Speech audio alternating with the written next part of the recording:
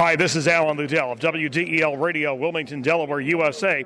If it's happening in the world of radio, every week at 10:30 a.m.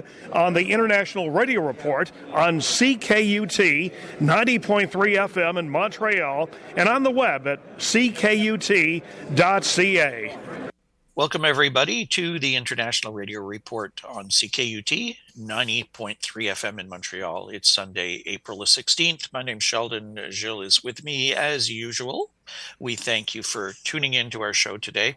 You can reach us by email, radioreport@yahoo.com. We're live streaming and archived at ckut.ca. Our Facebook group has three new members this week. We welcome Gregory, Brian, and Kumar, bringing us to 911 members. Look for us on Facebook at International Radio Report. And our YouTube channel with 817 subscribers is at IRR, or just search International Radio Report on YouTube and you'll find us. And there you will find recent shows and a lot of older shows that you can go back and listen to as well that are archived on the YouTube site. So lots of stuff for you to go and check out if you so desire. We have some amateur radio news to start with today. There is a big event coming up, a worldwide event, and we have three different stories related to this. And it is going to be World Amateur Radio Day, taking place on April the 18th. Our first story comes from Radio Amateurs of Canada.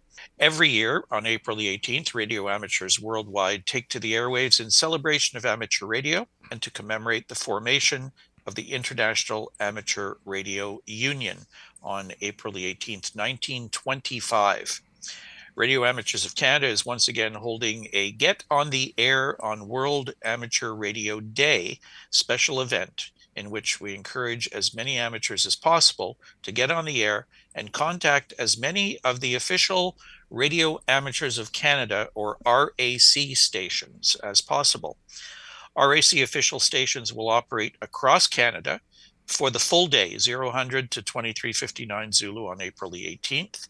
And there are amateur radio stations, official RAC amateur radio stations in each province and each territory. So all of the suffixes are the letters RAC for Radio Amateurs of Canada. So here in Quebec, for example, VA2 RAC, VA3 RAC in Ontario, et cetera, all the way across the country through the provinces and the territories. Those contacting one or more of these stations will be eligible for a special commemorative certificate noting their participation in RAC's Get on the Air on World Amateur Radio Day event. Participants simply need to complete one or more contacts on any band and mode with RAC official stations to earn their certificates. No logs need to be submitted. Simply check back on the RAC website when instructed and enter your call sign to download your certificate. Thank you for your continuing support and understanding during this time of crisis. As with many of our amateur radio activities, overcoming challenges is a great way to learn. Please take care of yourself and your loved ones. Stay safe and have fun while celebrating World Amateur Radio Day. And that comes from Phil McBride, VA3QR, the president of Radio Amateurs of Canada. I will be participating. I will try to contact, if possible, all of the stations, or at least some of them. But this is going to be a fun day to do some amateur radio for sure. And on the United States side of things, World Amateur Radio Day will be celebrated, and this is the news of the ARRL. So, 2023 World Amateur Radio Day. Who can participate? All amateur radio operators worldwide. When? Tuesday, April 18, 2023 at 0 UTC until Wednesday, April 19, 2023 at 0 UTC. Where? A global event covering all regions of the International Amateur Radio Union. And why? Well, it's World Amateur Radio Day. That is held on April 18th of each year, celebrating worldwide by radio amateurs and their national associations, which are organized as members societies of the International Amateur Radio Union. It was on this day in 1925 that the IARU was formed in Paris. American Radio Relay League co-founder Iram Percy, Maxim was its first president.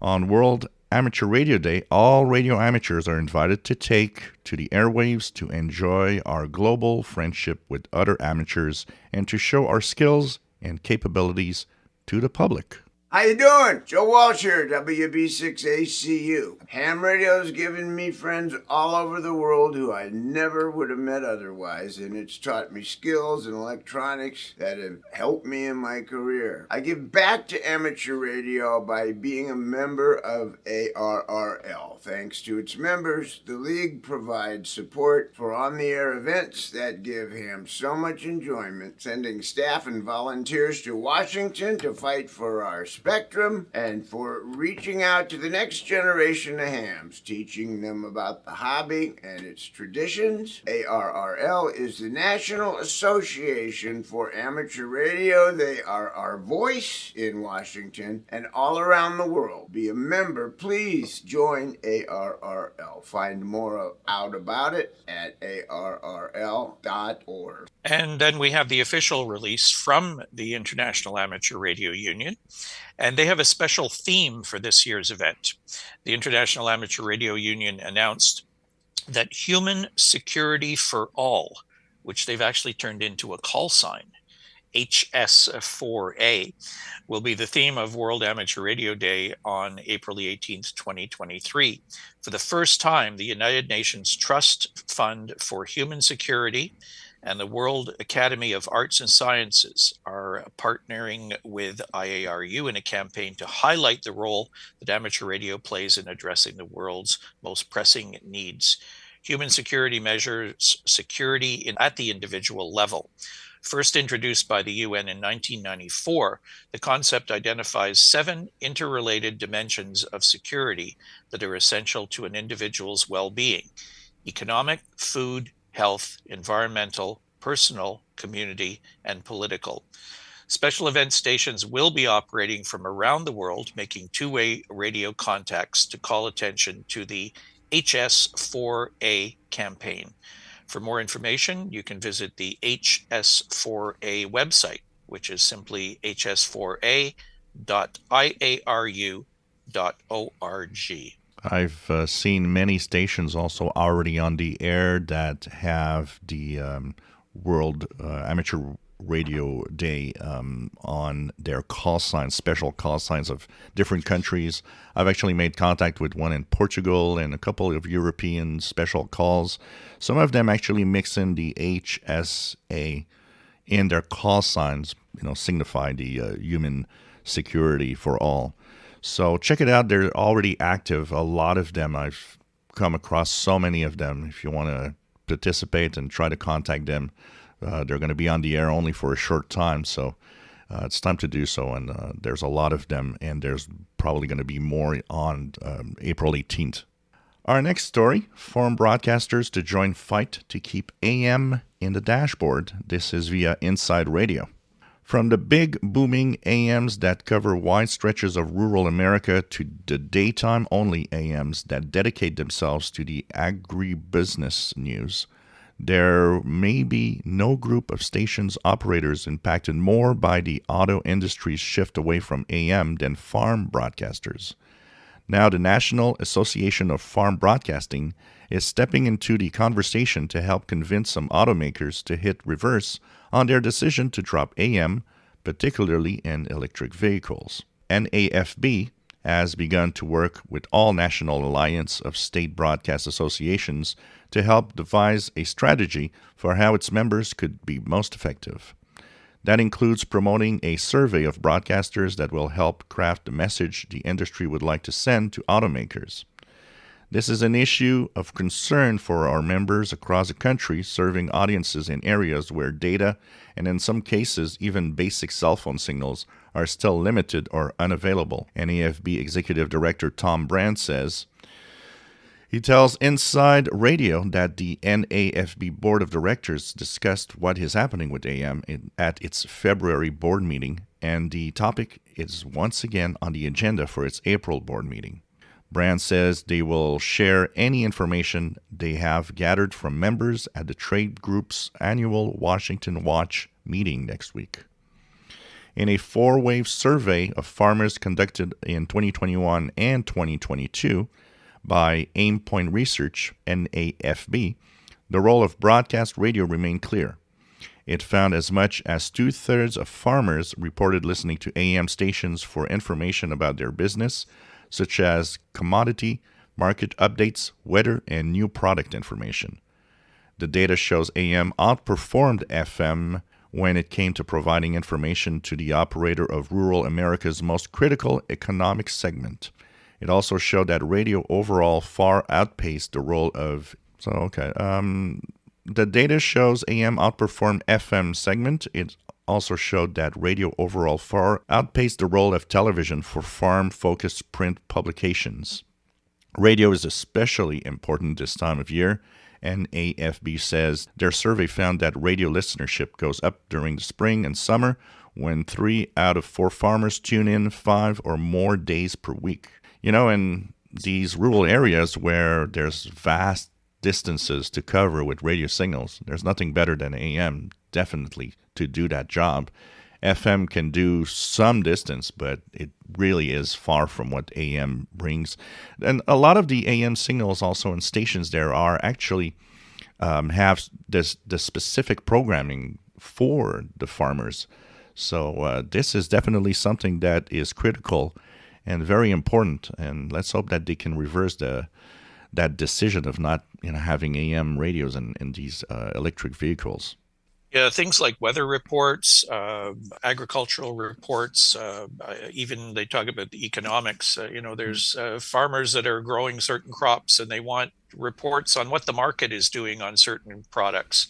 They can be out in, like you said, wide expanses of land and thunderstorms are coming or something, and they need to get back to their home base. They want a nice clean AM signal that they can hear and not have to worry about a fringe signal from an FM station or not having cell phone coverage, that sort of thing. So I think this group has got a very good reason to approach these auto manufacturers and say, hey, don't forget about us. I don't think they're thinking about their radios in a tractor somewhere when they're thinking about their electric vehicles. So this will be interesting to see how they react to this group of people stepping forward. Yeah, and probably is interesting also because a lot of those decisions are sometimes taken without really looking at the big picture of who is actually listening to the AM signals out there. So what's happening with our sun? Our sun is getting more active. There's a lot more sunspot groups that are showing up on the solar disk. Interesting news this week with the solar maximum that might arrive about a year earlier than expected. So there's a new group that was actually looking at previous solar maximums and looked at how the sun behaved. And there's a thing called a termination event, which is when the sun stops having mixed polarity in their sunspots, which actually announces that we are officially in a new sunspot cycle. And they looked at how long from that moment it takes to get to solar max, and all of the previous solar cycles seem to behave pretty much in the same way, which means that happened in December of 2021, apparently, and which means that by the end of 2023 or up to the mid-2024 time period, we should be already getting into solar maximum, which is a full year before what was announced previously. And with the looks of things, they are predicting that the solar maximum will be twice as strong as the one that was on the previous cycle. So we're getting close to solar max, apparently, and so more activity coming up. And don't worry, even though it's a year earlier, solar cycles don't drop off. They just slowly slide down. So we'll still have quite a few years of good propagation with the solar activity. Sunspot number 154, solar flux gone up to 160. And propagation has been pretty good. Not a lot of disturbances this week in the signals. A little bit of unsettled geomagnetic conditions, but no real geomagnetic storms or anything. There's no coronal holes that are going to disturb our week. The only thing that could happen is maybe some solar flares that could happen from some of the sunspot groups. But right now it's quiet and propagation is truly amazing. Voice of Korea from North Korea, really strong in the morning, 11710 here in the East Coast at around 13 UTC. KBS World Radio 15575, amazing signal all week this week. It was just great to listen to. I've been also noticing that there's a lot of Chinese stations, mostly CNR1, jammers, or even, just the China national radio stations broadcasting on the higher frequency range in the evening, being audible here, and 19-meter band, 16-meter band up to 17, 18 megahertz. Pretty cool to listen. And of course, there's Radio New Zealand giving us an amazing signal around 03 UTC here in North America. There's also Radio Thailand 15590 kilohertz at 0 UTC with their English language program. Really easy to listen to. I mean, I've been using just a portable radio and telescopic antenna just to give you an idea of how easy and how amazing the signals have been with the higher solar activity. So it's absolutely worth it to turn on your radio.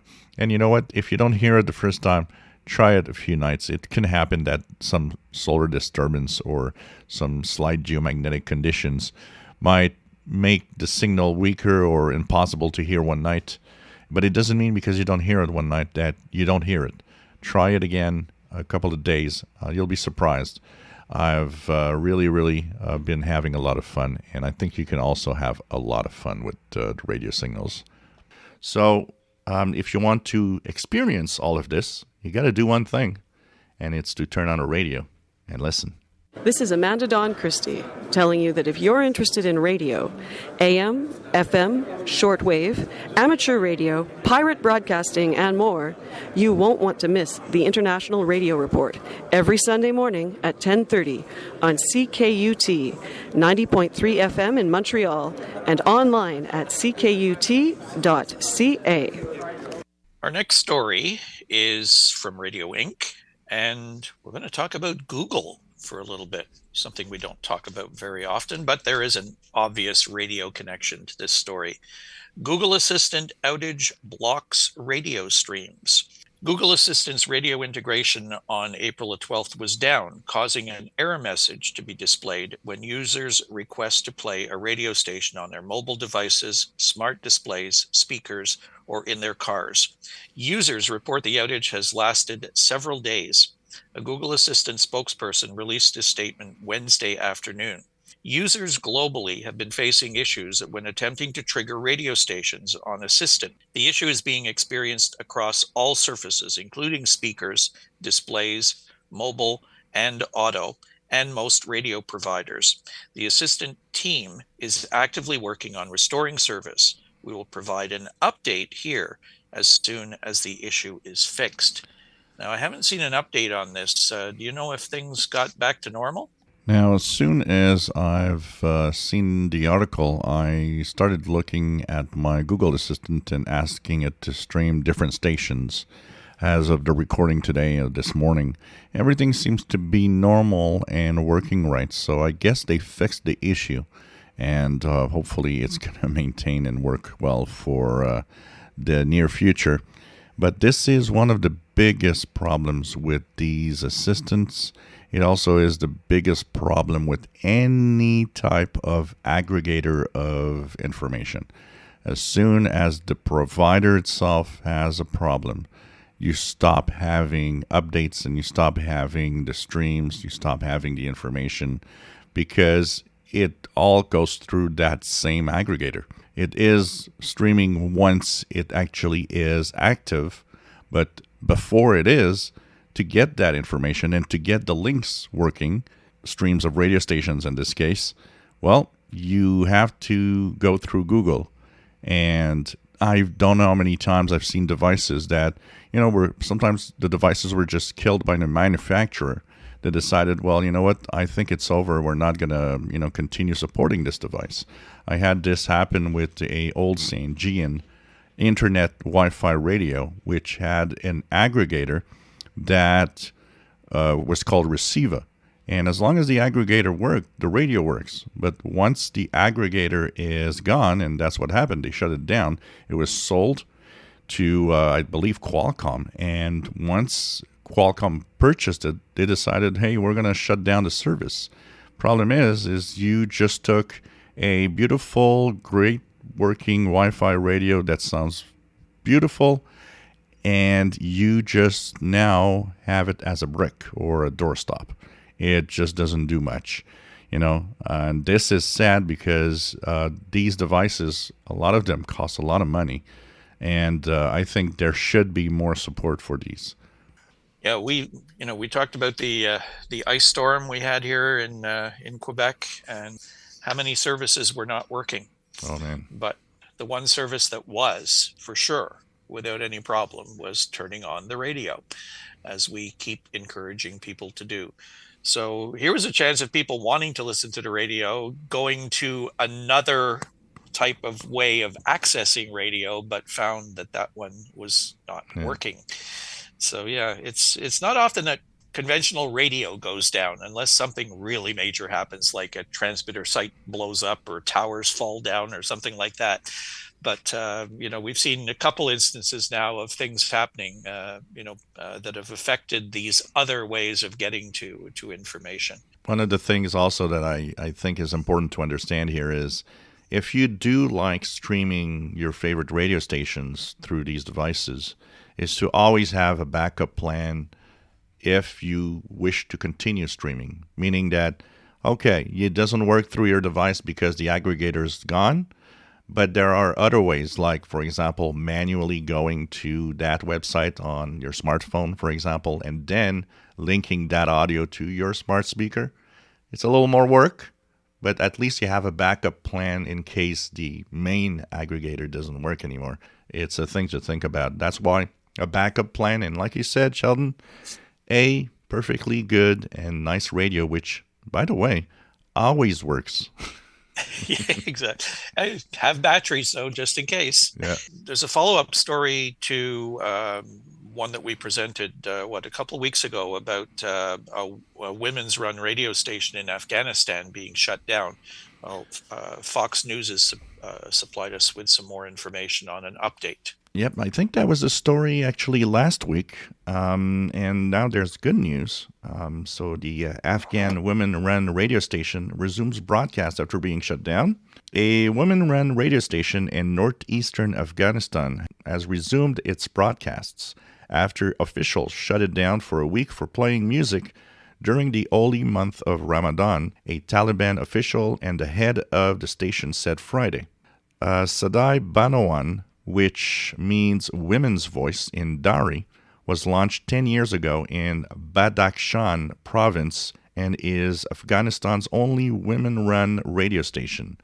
6 of its 8 staff members are women. Moizuddin Ahmadi, the director for information and culture in Badakhshan, said the station was allowed to resume activities on Thursday after it had obeyed the laws and regulations of the Islamic Emirate and agreed to stop broadcasting any kind of music. Station head Nadia Sorash said after the station gave a commitment to officials at the Information and Culture Department, they unlocked the door of the station and they started broadcasting again. The Afghan Journalist Safety Committee, an Afghan watchdog organization that promotes the safety of journalists and press freedom and which was involved in mediation for the station's reopening, welcomed the resumption of broadcasts. Now, this is good news. I am a little surprised that they accepted to turn it back on, especially when you think about the fact that it is run by women. But it's actually good news. Maybe they had a lot of pressure from different organizations that told them, look, let's not play bad guys here and let's at least keep that one on because it's kind of a complex situation there in Afghanistan. I guess was an easy solution. If all they had to do was stop playing music, Yeah. it wasn't as serious as some other shutdowns that have occurred. They were just unhappy with one aspect of what the station was doing. So I guess probably the people at the station decided, okay, we can live with this. I don't know if that's only going to continue through Ramadan. Maybe once Ramadan is over, they can go back to playing music. Not sure about that, but they did specifically say that it was shut down for a week because of the music during Ramadan. So maybe when that's done with for this year, they'll be able to go back to doing what they were doing before. But the good news, as you said, they're back on the air and have agreed to not play music for the time being. Yeah, especially in a country where good news, we don't hear a lot of that happening. So That's true, sadly enough. Yep. So we have a upcoming ham radio event. Not very often. We only have one listed on the calendar, but there is just one contest coming up next weekend. It is the SPDX RTTY contest, 1200 Zulu April 22nd to 1200 Zulu April the 23rd. It's organized by the Polish Radio Videography Club. The band's 3.5 through 28 megahertz, no work bands, and it is only RTTY for this contest. And don't forget, a lot of activity and a lot of stuff happening with the World Amateur Radio Day. So that will be definitely something to focus on this week with all the station and special event. I'm pretty sure the bands will be pretty full, and it is a good opportunity, particularly if you're looking for stations in Canada. There are not very many stations in Yukon and Northwest Territories and Nunavut. You want to look for a ham operator from those three territories, this might be the time to do it. So they will be active at some point during the 24 hours, along with all of the other provinces. And as a shortwave listener, it's fun to follow. I remember following and trying to get all of these stations, and there's quite a few stations here in Canada active in Nunavut. I got a contact with the Eureka station, and that is a good one. And there's a couple of ones that I see regularly, one in Iqaluit also, and one in Whitehorse in the Yukon. So definitely a fun thing to do, to chase around all those stations and use the clusters like DX Summit, where you can go and see all the special stations. And if you're just a listener, well, put your portable radio or radio in sideband mode and chase them on the amateur bands. It's a lot of fun, and you'll hear a lot of countries and a lot of places where you never hear any signals usually, so it's really definitely something to do. Okay, that's all coming up on April the 18th. We will put the links up for you on our Facebook group, where you can go and check out more information about the stations and learn a little bit more about the background to World Amateur Radio Day. So that's going to do it for us today. We thank you for tuning in. We'll be back again next week, same time, same station. Do go and check out our Facebook group, International Radio Report. You can join and participate in the group and read all of the stories that get posted up there as well. And also catch our show on the YouTube channel, youtube.com/@IRR. Have a great week, everybody, and turn on your radio. Bye-bye.